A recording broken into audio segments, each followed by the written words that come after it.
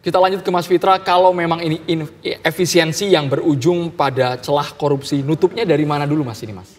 Ya, mulai dari perencanaan. Kalau kita bicara mengenai Undang-Undang 17 tahun 2003 tentang keuangan negara dan juga Undang-Undang 1 2004 tentang perbendaharaan negara, kita bicara mengenai money follow function. Uangnya kemana, itu programnya apa, ada outcome-nya. Jadi misalnya nih KKP ini, mau 20 triliun ya, dari sebelumnya berapa ratus miliar jadi 20 triliun. Itu harus jelas itu, kemana-mana aja, bikin apa, harus ada outcome-nya apa. Dan kalau bisa lagi, itu outcome-nya untuk pertumbuhan ekonomi seperti apa. Kan ini kita mencapai pertumbuhan ekonomi 8% nih. Berarti kan spending behavior-nya juga harus bagus gitu. Perilaku belanjanya juga harus efisien. Nah ini yang kemudian harus kita kedepankan. Itu adalah celah-celah untuk kemudian menutup korupsi. Karena inefisiensi artinya ada tikus-tikus yang kemudian berkeliaran di situ. Makanya perlu disikat sama Pak Prabowo. Gitu kan. Melihat jumlah kementerian yang juga cukup banyak, apakah kemudian ini memungkinkan untuk mengurangi inefisiensi ekonomi tadi? Sebenarnya kalau dalam konsep terlalu banyak berarti kan terlalu sulit untuk koordinasinya ya. Tapi saya melihatnya seperti ini. Dulu saya ketika di Kementerian Perdagangan saya mengurusi dari gerobak sampai perjanjian internasional. Nah artinya apa? Kalau misalnya ini dipecah-pecah kementeriannya sebenarnya bisa ada fokus spesialisasi. Tetapi tidak serta-merta anggarannya harus kemudian dibuat lebih bengkak misalnya Kementerian HAM. Ini kan dipecah. Ya, dengan anggaran yang terbatas harusnya kemudian bisa kemudian lebih terleverage karena lebih fokus, kemudian lebih lebih gesit. Seharusnya begitu ya. Meskipun kalau kita lihat dari secara umum lebih banyak. Nah ini saya rasa is a matter of leadership. Bagaimana kepemimpinan Pak Prabowo untuk bisa mengkoordinir semua. Makanya kan semuanya disetrap di Akademi Militer kemarin. Oke, Mas Uceng, kalau menurut Anda bagaimana? Ini nyapunya harus dari mana, Mas Uceng? Saya kira nyapunya harusnya awalnya mindset ya. Mindset bahwa jangan hukum dilanggar. Lalu kemudian jangan semua mengikuti keinginan, lalu kemudian pakem-pakem hukumnya dihilangkan. Sekedar bicara soal Kementerian Negara tadi yang dikatakan oleh Mas Faisal, batasnya 34 lalu diobrak-abrik. Undang-undangnya dibuang, tidak melalui sebuah proses partisipasi yang memadai. Dan itu yang membuat inefisiensi kan menjadi tinggi. Silahkan baca misalnya risetnya Selios. Teman-teman Selios itu menjelaskan bahwa pembengkakan akibat memekarkan itu dari 34 menjadi 53 ditambah 56 wakil menteri itu sampai 109, belum lagi ada badan-badan, itu membengkakkan sekitar sekurang-kurangnya 1,9 triliun sekurang-kurangnya menurut risetnya Selios. Artinya apa? Saya kira harusnya mulai dari mindset. Ya, mindset yang pas, yang benar. Satu. Yang kedua, yang saya bilang tadi, menata prasyarat. Karena nyaris tidak mungkin ada kebijakan yang bisa memadai kalau konflik kepentingannya tidak bersih. Teman-teman, Mas Faisal, coba lihat. Kalau kita lihat indeks persepsi korupsi Indonesia, itu terdiri dari 13 parameter, 9 survei besar. Survei-survei besar itu yang paling turun di kita itu mulai dari variasi Democracy Variety Index, lalu kemudian Political Economical Risk Consultancy, ada beberapa indeks itu yang menunjukkan bahwa Indonesia tidak kunjung menyelesaikan persoalan soal konflik kepentingan. Jadi kalau konflik kepentingan ini tidak dikelola, tidak diperbaiki, sebenarnya menurut saya sedang menggantang asap. Karena kan ada proses kebijakan yang lahir bukan dari betul-betul dibayangkan tujuannya itu, tapi kemudian lahir hanya sekedar untuk membenarkan relasi-relasi ekonomi di belakangnya, yang bisa jadi itu keuntungan oligarki. Yang ketiga saya ingin mengatakan begini, kalau kita bicara soal pemberantasan korupsi, tentu leadership itu adalah salah satu. Ya, tentu pasti kita baca siapa Jeremy Pope, baca Susan Rosa Karman, semua bicara soal pentingnya orkestrasi. Nah, cuma lagi-lagi usia kepemerintahan Pak Prabowo ini kan baru beberapa bulan. Ya, dan orkestrasi yang bisa dibayangkan itu adalah ketika sudah beberapa tahun, ketika dia sudah merasakan. Karena saya kira ini mirip betul dengan apa yang disampaikan oleh Pak Jokowi. Pak Jokowi ketika dilantik 2014 menjanjikan hal yang sama, 2015 melakukan relatif sama, bahkan pergi kemana-mana pakai pesawat komersil, memerintahkan menghilangkan sanksis, memerintahkan kalau Anda lacak kembali ya, memerintahkan untuk menghilangkan mengurangi rapat-rapat, melakukan efisiensi anggaran, tapi kan tidak tercapai juga, nggak terjadi juga, kebocoran tetap tinggi.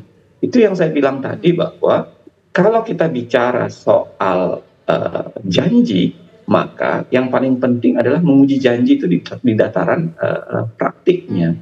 Yang praktiknya itu, ini yang membuat saya mengatakan begini, sulit mengharapkan perubahan ketika infrastruktur, suprastrukturnya itu masih relatif sama. Jadi yang melandasi sistem ekonominya masih sama, yang dikejar investasi masih sama, yang dikejar pelakunya hampir relatif sama semua, karena bedol desa tuh. Dari Pak Jokowi pindah ke hampir semuanya relatif sama, pindah ke Pak Prabowo. Lembaga pemberantas korupsi yang masih relatif sama, ya kan, kejaksaan kepolisian orangnya sama, KPK-nya masih sama.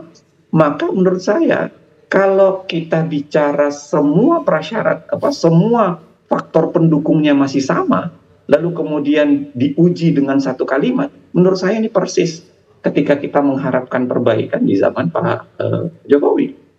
Awal 2014 dan 2015, dan itu terjadi juga di 2019. Maka maksud saya begini, saatnya untuk melakukan bersih-bersih yang tidak hanya sekedar kata-kata, tapi kemudian dilontarkan dengan membangun sistem baru, membangun mekanisme baru. Saya kira satu, perbaiki KPK pasti, kejaksaan dan kepolisian dipurifikasi lah. Kita semua tahu mainan kejaksaan dan kepolisian selama ini 10 tahun, dan pucuknya kan tidak mengalami perubahan apa-apa. Perbaiki, harus dirombak betul-betulan. Yang ketiga, yang saya bilang tadi, sistem yang lebih tidak konflik kepentingan itu mulai dibangun. Kita negara yang sama sekali tidak membangun ajaran non konflik kepentingan. Coba Anda bisa bayangkan, mulai dari atas sampai bawah itu mengalami konflik kepentingan. Berbagai kebijakan yang diambil itu diambil dengan orang yang juga konflik kepentingan di dalamnya, dan tidak ada mekanisme apa-apa, seakan-akan mekanisme yang normal, ya. Yang keempat, ya kembali tegakkan aturan yang pas untuk itu.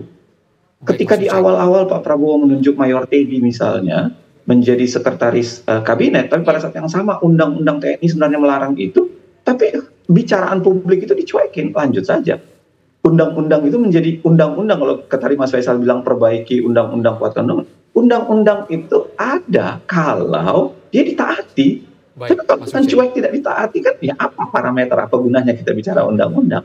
Maksud saya begini, mari buka kembali 9 parameter besar yang dibicarakan sebagai penunjang dari indeks persepsi korupsi Indonesia.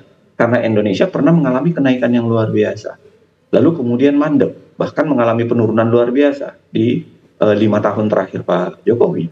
Maksud saya adalah angka-angka itu sebenarnya menunjukkan problem-problemnya Indonesia itu apa.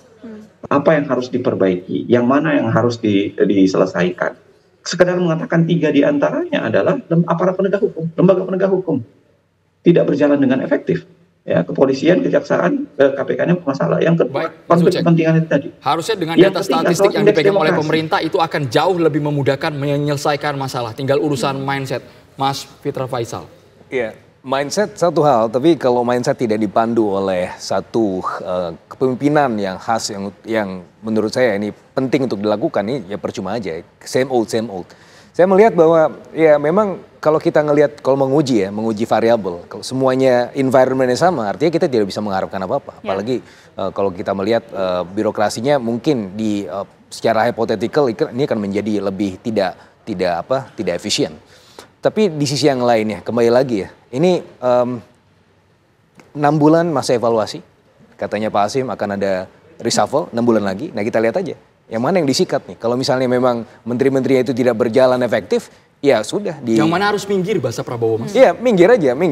Dan saya rasa ada besar kemungkinan juga ini di merging lagi, gitu kan. Kalau misalnya melihat dalam evaluasinya 6 bulan, ini kan ibaratnya Pak Prabowo ingin memberikan semacam fasilitasi lah untuk para pendukungnya di awal, ya. Setelah selesai 6 bulan, udah ya semua, udah jadi menteri, silakan. Nanti saya akan memberikan jatah untuk benar-benar profesional. Gitu. Mudah-mudahan ya selama 6 bulan ke depan. Tapi ya kita lihat lah, let's see. Ya, tapi setidaknya kalau kita lihat dari apa yang kemudian kita lihat di awal-awal ini, mudah-mudahan meskipun ini sebenarnya saya sepakat dengan Bang Uceng bahwa ini bukan kerjanya pemerintah ini kan udah dari tahun lalu.